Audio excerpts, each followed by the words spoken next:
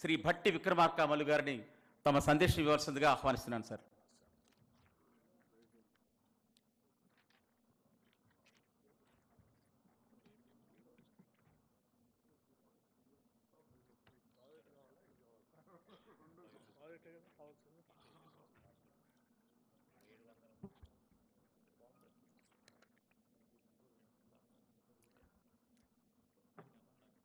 సభాధ్యక్షులు సింగరేణి కాలరీస్ సంబంధించిన సిఎండి బలరాం నాయక్ గారికి, అట్లాగే ఈ కార్యక్రమానికి నాతో పాటు ముఖ్య అతిథులుగా విచ్చేసినటువంటి రాష్ట్ర మంత్రివర్యులు గౌరవ ఐటీ ఇండస్ట్రీ శాఖ మార్చులు శ్రీ శ్రీధర్ బాబు గారికి,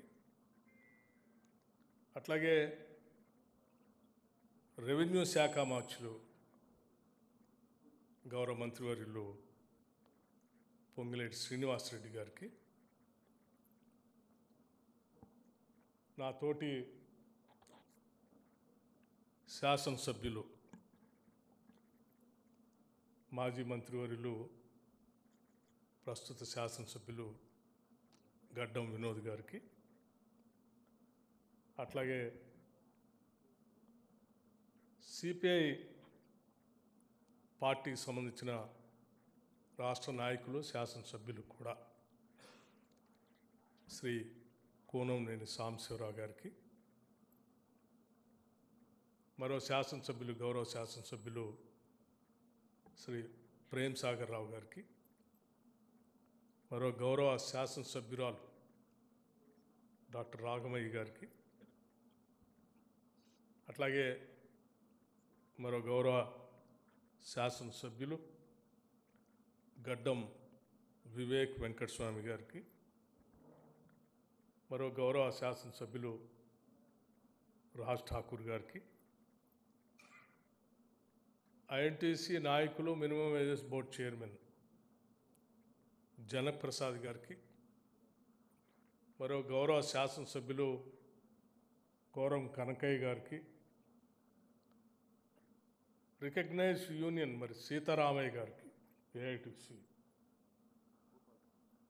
అట్లాగే భూపాలపల్లి శాసనసభ్యులు సోదరులు గండ్రా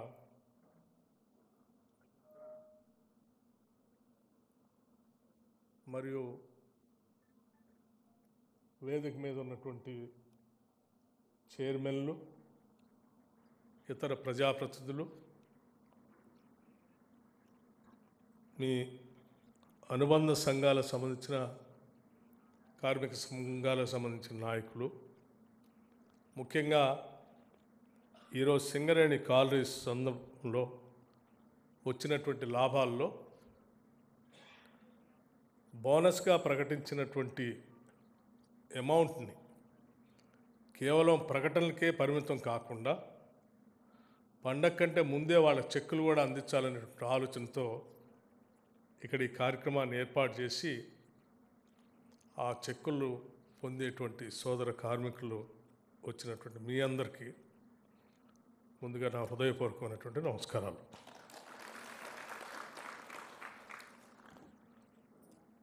చాలా సంతోషం,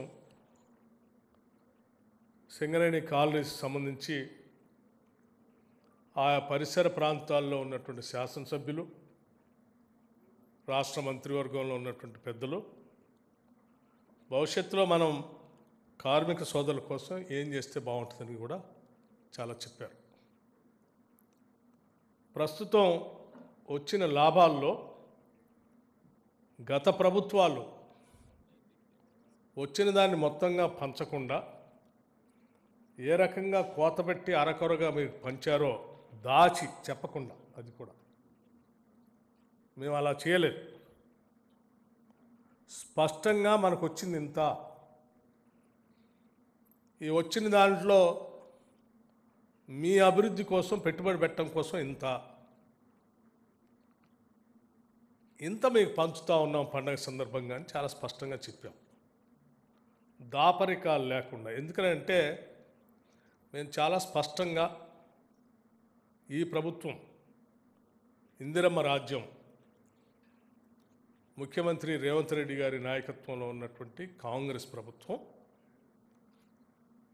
చాలా గట్టిగా నమ్ముతూ ఉన్నాం. మేము ప్రభుత్వ రంగ సంస్థల్ని బతికించుకోవాల్సిన బాధ్యత మనందరిపైన ఉందని.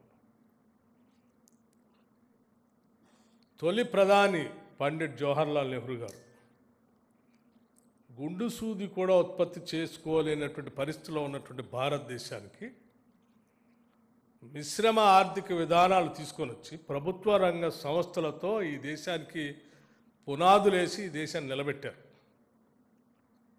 వారు కనుక ఆ రోజుల్లో ఆ ప్రణాళికలు తయారు చేసి మిశ్రమ ఆర్థిక విధానాలతో ప్రభుత్వ రంగ సంస్థల్ని కోర్ ఇండస్ట్రీని ప్రభుత్వ ఆధ్వర్యంలో నడిపి ఈ దేశానికి సంపదని అందించి ఉండకపోతే ఈ దేశం చాలా అగమ్యగోచరంలో పడేది.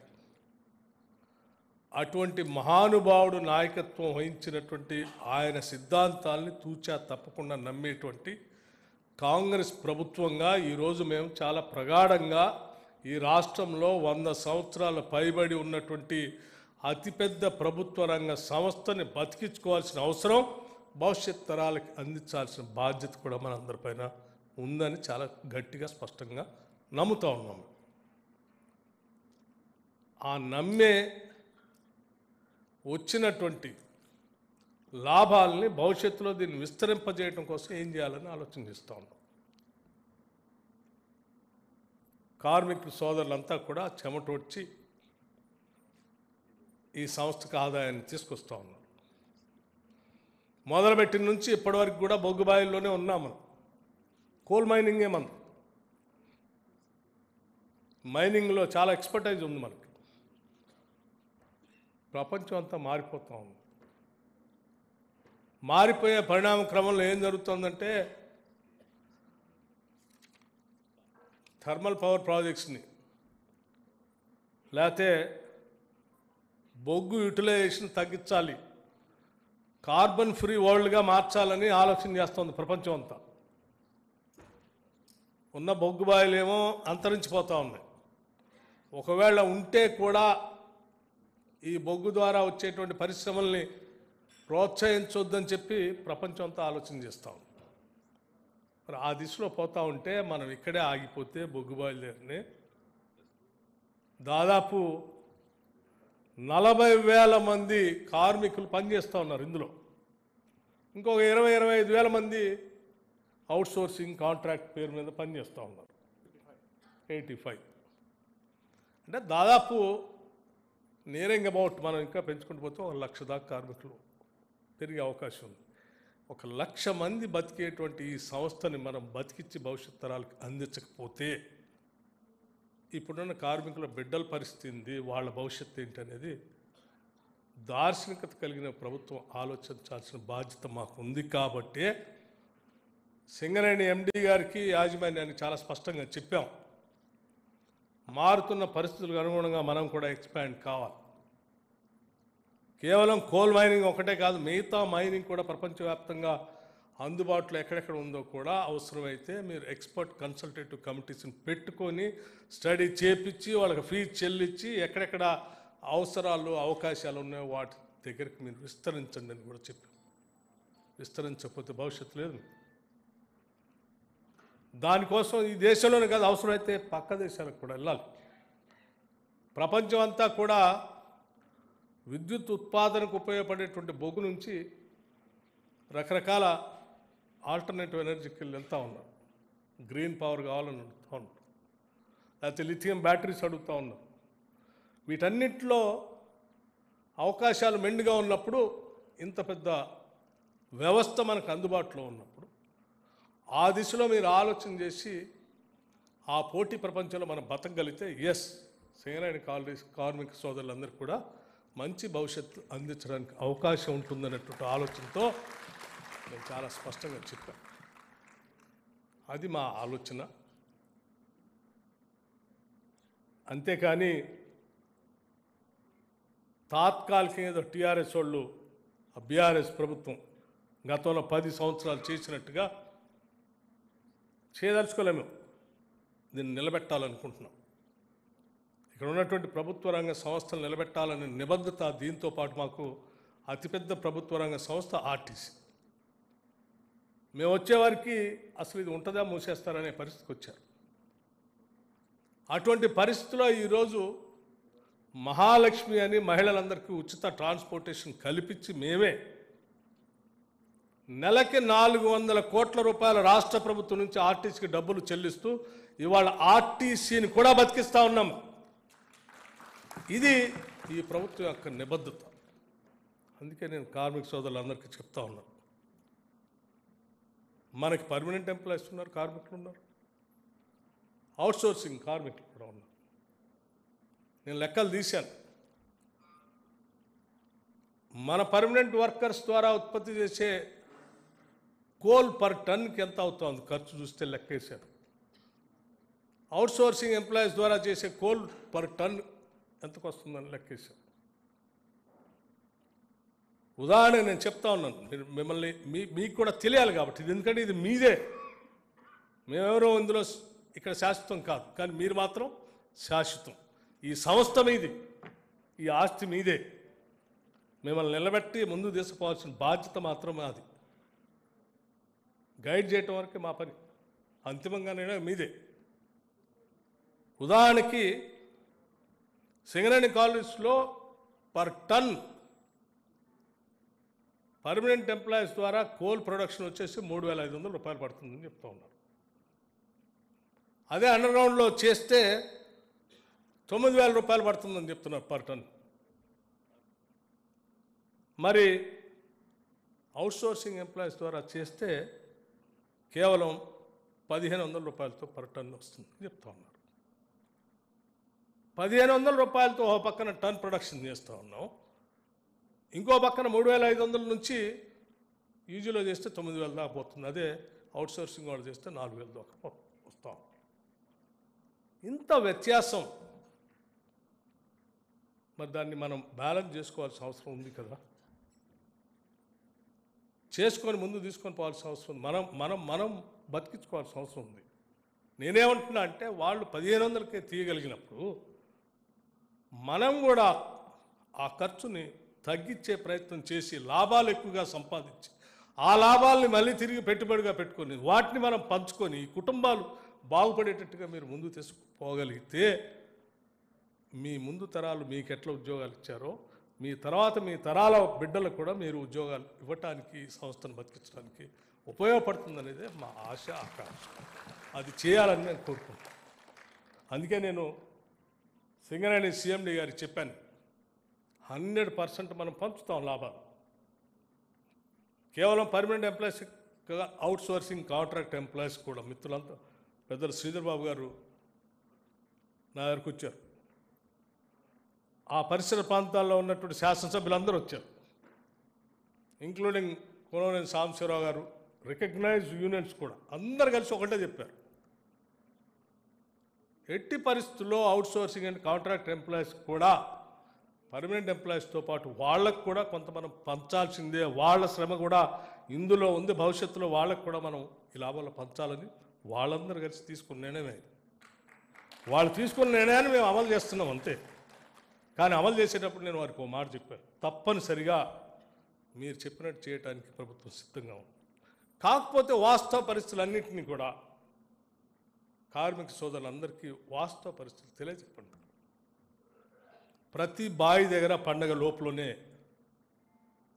వారందరికీ, మన కార్మిక సోదరులు కాబట్టి ప్రతి బావి దగ్గర సింగరేణి కాలనీస్ ఖర్చుతో పెద్ద ఎత్తున వాళ్ళందరి కార్మిక సోదరులందరికీ ఒక విందు ఏర్పాటు చేయండి. ప్రతి బావి దగ్గర ఒక విందు ఏర్పాటు చేయండి. పండగ కంటే ముందే ఒక పెద్ద స్క్రీన్ పెట్టండి. విందుతో పాటు మీ సంస్థ, మీ ఆస్తి, మీ లాభాలు, మీ భవిష్యత్తు వాళ్ళకి చూపించండి. అంతిమంగా నిర్ణయం వాళ్ళకే వదిలేసేయండి, వాళ్ళు ఏం చెప్తే అదే చేద్దాం. కానీ తప్పనిసరిగా మాత్రం వాళ్ళకు వాస్తవ పరిస్థితులు మాత్రం చెప్పాల్సిన బాధ్యత మాత్రం మనందరిది అని చెప్పి వారు నేను చాలా స్పష్టంగా చెప్పాను. వారికి నేను సింగరేణి CMD గారికి ఇప్పుడు కూడా చెప్తా ఉన్నాను. 12వ తారీఖు అనుకుంటా పండగ, 11వ తారీఖు నాడు ప్రతి బావి దగ్గర మీరు కార్మిక సోదరులందరికీ పెద్ద ఎత్తున విందు ఏర్పాటు చేయాల్సిందే. ఖర్చు సింగరేణి కాలనీకి అందరికీ విందు ఏర్పాటు చేయండి. శాసనసభ్యులందరినీ పిలవండి, స్థానికంగా ఉన్నటువంటి ప్రజాప్రతినిధులందరినీ పిలుచుకోండి. వాళ్ళందరూ మీ శ్రేయోభిలాషులు. మంత్రులు పిలవండి, నేను కూడా ఒక దగ్గర అటెండ్ అవుతాను. వాస్తవ పరిస్థితులన్నీ వాళ్ళకి ప్రకటించి భవిష్యత్తులో ఏం చేద్దామో కూడా మీరే నిర్ణయం చేయండి. దాన్ని అమలు చేసే బాధ్యత ప్రభుత్వ పరంగా మిమ్మల్ని నిలబెట్టడానికి ప్రభుత్వం తరఫున ఏం కావాలన్నా చేయడానికి మేము సిద్ధంగా ఉన్నాం. కేంద్ర ప్రభుత్వంతో మాట్లాడతాం. ఒరిస్సా పోయి రావాలంటే పోయి వచ్చాం. కేంద్ర మంత్రి గారిని కలవాలంటే కలిసాం. తాడిచెర్ల రెండోది రావాలి అంటే మేము ముందే పోయి అడిగి వచ్చాం. మనకు ఆల్రెడీ అలర్ట్ అయింది. ఆక్షన్స్ మొదలు కాకముందే అలర్ట్ అయింది, కానీ ఇంకా ప్రాసెస్లోకి రాలేదు. భవిష్యత్తులో ఇంకా ఈ పరిసర ప్రాంతాల్లో ఏమున్నాయో మైన్స్, ఒక్క మైన్ని కూడా సింగరేణికి కాకుండా బయటికి పోయే పరిస్థితి లేకుండా చూసే బాధ్యత నేను తీసుకుంటాను. పోరాటం చేస్తామని కూడా మీ అందరికీ మిత్రులందరికీ విజ్ఞప్తి చేస్తూ ఉన్నాను. అట్లాగే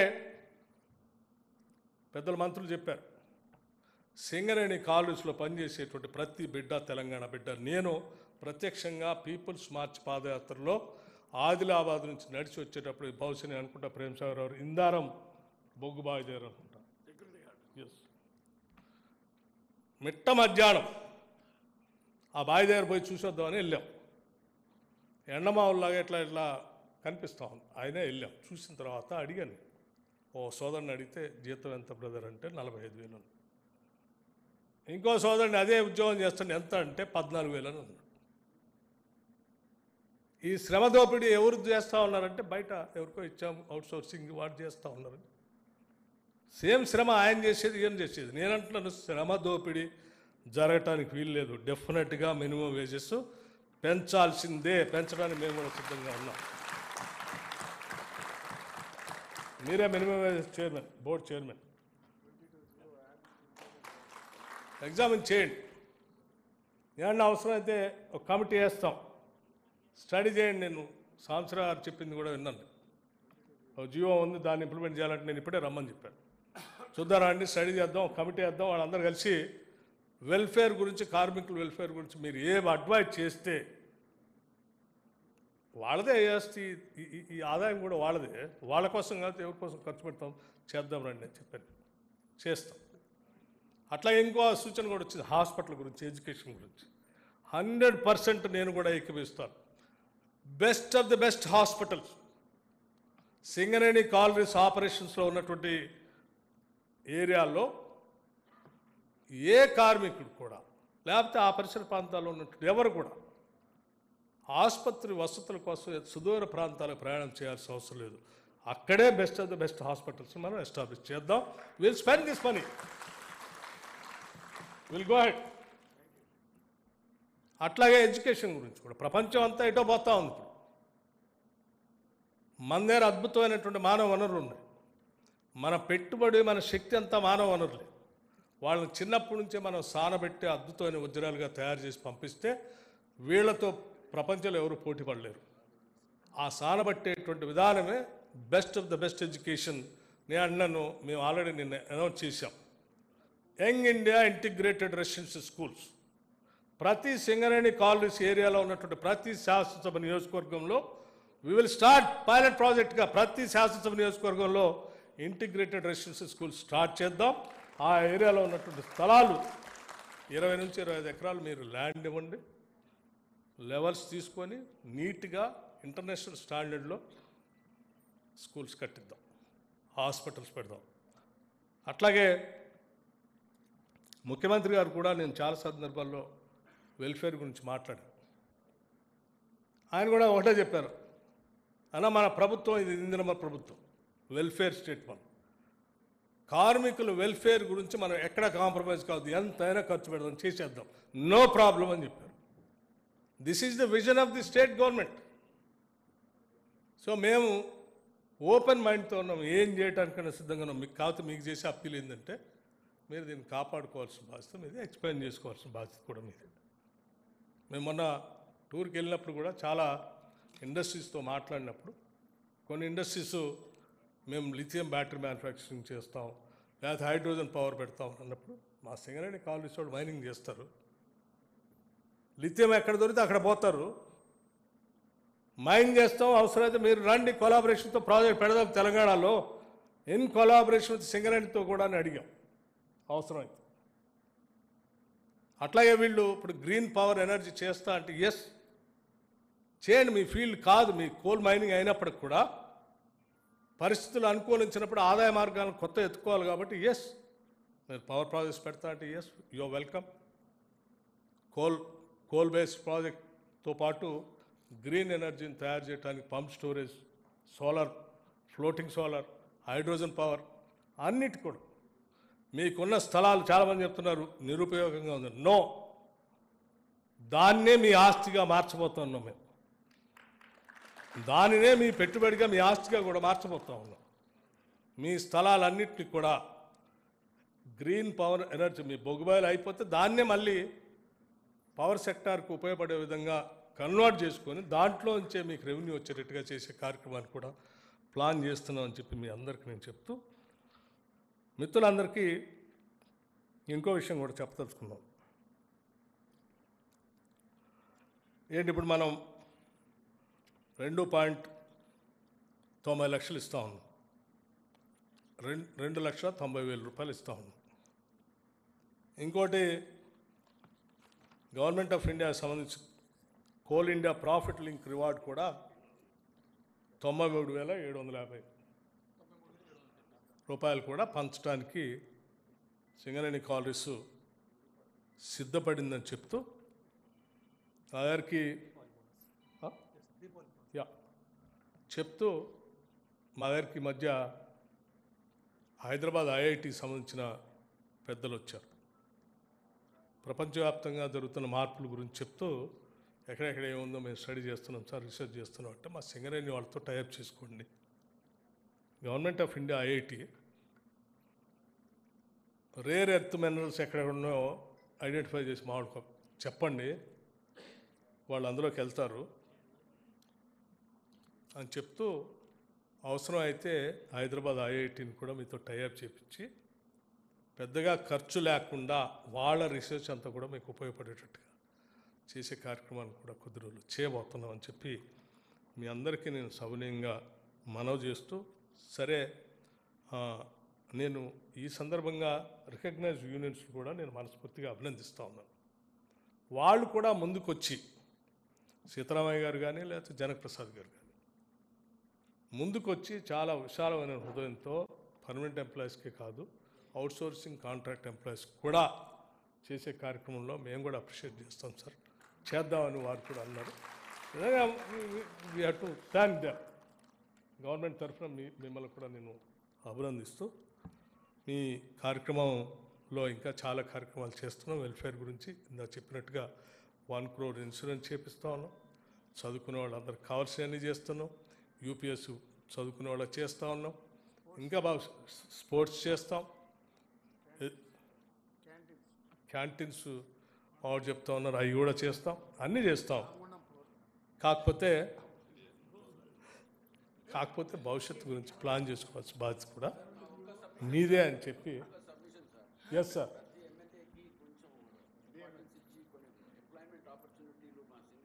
నేను అందుకే చెప్పానుగా, మీరు ప్రతి బావి దగ్గర మీరు ఏర్పాటు చేసుకుని మీ శాసనసభ్యులు కూడా పిలుచుకోండి, మీరు వెల్ విషర్స్ అని చెప్పి వారు చెప్తూ మీ సజెషన్స్ని తప్పనిసరిగా